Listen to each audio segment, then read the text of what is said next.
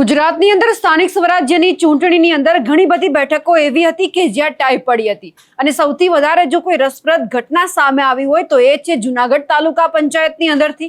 કારણ કે અહીંયા 18 બેઠક હતી, 9 ભારતીય જનતા પાર્ટીએ જીતી, 9 આમ આદમી પાર્ટીએ જીતી। પરંતુ જો આમ આદમી પાર્ટીના જે જીતેલા ઉમેદવારો છે ક્યાંય ન જાય તે માટે ગોપાલ ઇટાલિયાએ ખૂબ મહેનત કરી।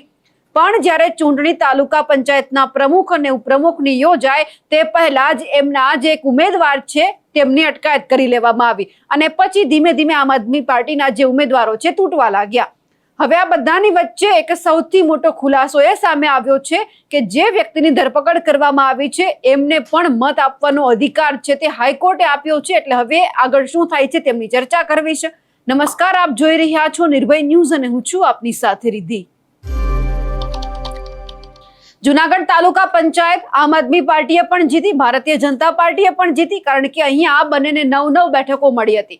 કુલ 18 બેઠકો હતી, તેમાંથી 9 છે તે આમ આદમી પાર્ટીને મળી હતી, 9 ભારતીય જનતા પાર્ટીને મળી હતી। અને જ્યાં જીતેલા ઉમેદવારો છે તમામને ગોપાલ ઇટાલિયા છે પરબધામ પણ લઈને ગયા હતા અને ક્યાંક સોગંદ પણ ખવડાવવામાં આવ્યા હતા જેથી કરીને છેક સુધી કોઈ આ ઉમેદવાર છે તૂટે નહીં।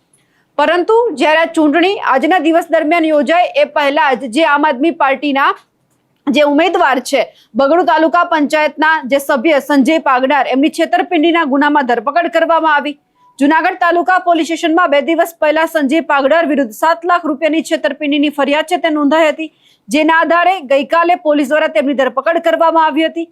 આ ધરપકડને પગલે આમ આદમી પાર્ટીએ ભારતીય જનતા પાર્ટી અને પોલીસ પ્રશાસન સામે ગંભીર આક્ષેપો કરીને લોકશાહીની હત્યા પણ ગણાવી હતી।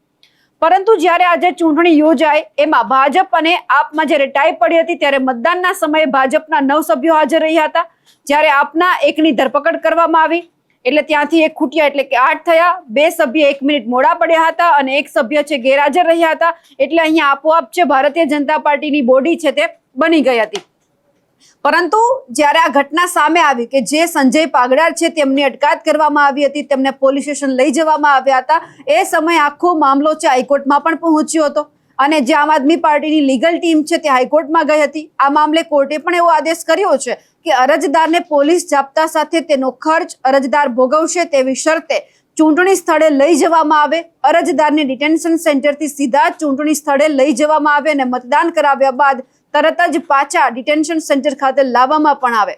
આ સમગ્ર પ્રક્રિયા જ્યાં સુધી પૂરી ન થાય ત્યાં સુધી ચૂંટણી પ્રક્રિયા ખુલ્લી રાખવાનો પણ આદેશ છે તે આપવામાં આવ્યો હતો। આ સાથે જ ટીડીઓ ડીડીઓને પણ આદેશ આપવામાં આવ્યા હતા કે સંપૂર્ણ જે તમામ શરતો છે તેમનું પાલન થવું જોઈએ। પણ સવાલ એ થયો કે જો સંજય પાગડાર આ ચૂંટણીમાં મતદાન કરવા માટે આવે અને એ જ સમયે જો ફરીવાર ચૂંટણી થાય અને બધા જ આમ આદમી પાર્ટીના સભ્ય હાજર રહે તો પછી અહીંયા જે ટાઈ પડી છે તે ટાઈ એમનેમ રહે અને ક્યાંક ચિઠ્ઠી પણ ઉછાળવામાં આવે જેથી કરીને એમાંથી કોનું નામ સામે આવે એ પણ સવાલ છે। પણ આ બધી બાબતે એક વાત એ પણ સામે આવી છે કે લગભગ જ્યારે ચૂંટણી થઈ રહી હતી તો 11:45ની આજુબાજુના સમયગાળામાં હાઈકોર્ટમાંથી આદેશ આવ્યો કે આ વ્યક્તિને પણ મતદાનનો અધિકાર છે।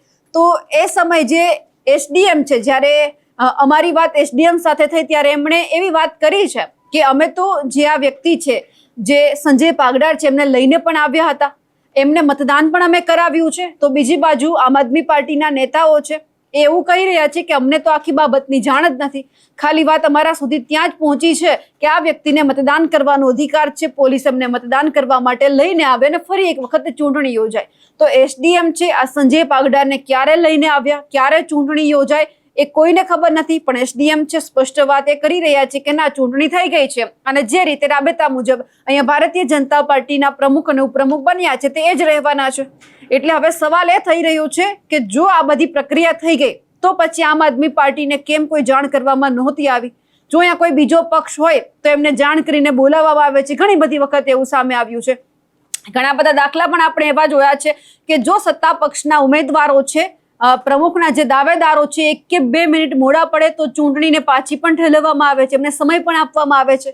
પણ વિરોધ પક્ષના નેતાઓ જો 1 કે 2 મિનિટ અહીંયા મોડા પડે છે તો ચૂંટણી યોજાઈ જાય છે અને પાછળથી પ્રમુખ અને ઉપપ્રમુખ પણ બનાવી દેવામાં આવે છે। આ આજની વાત નથી, આવી તો જ્યારે તાલુકા પંચાયતની ચૂંટણીની જ્યારે શરૂઆત થઈ 2 દિવસ પહેલા ત્યારથી આપણે આવી અનેક ઘટનાઓ જોઈ છે। જો આમ આદમી પાર્ટીના 1 કે 2 ઉમેદવાર અહીંયા મોડા પડ્યા હોય તો પાછળથી ભારતીય જનતા પાર્ટીની બોડી બની જાય છે।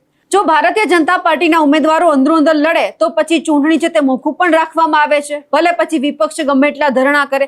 એટલે આપણે આવી અનેક ઘટનાઓ જોઈ છે. પણ જ્યારે જુનાગઢ તાલુકા પંચાયતમાંથી આ વાત સામે આવી છે ત્યારે હવે જોવાનું છે કે હવે આમાં આમ આદમી પાર્ટી કઈ નવું કરે છે કે કેમ, કે પછી અહીંયા જે ભારતીય જનતા પાર્ટીના જે પ્રમુખ અને ઉપપ્રમુખ બન્યા છે તેમને યથાવત રાખવામાં આવે છે. અમારા અહેવાલને લઈને આપનું શું માનવું છે કમેન્ટ કરીને ચોક્કસથી જણાવજો. સાથે જ અમારી નિર્ભય ન્યૂઝ ચેનલને લાઇક, શેર અને સબસ્ક્રાઇબ કરવાનું ભૂલશો નહીં. નમસ્કાર.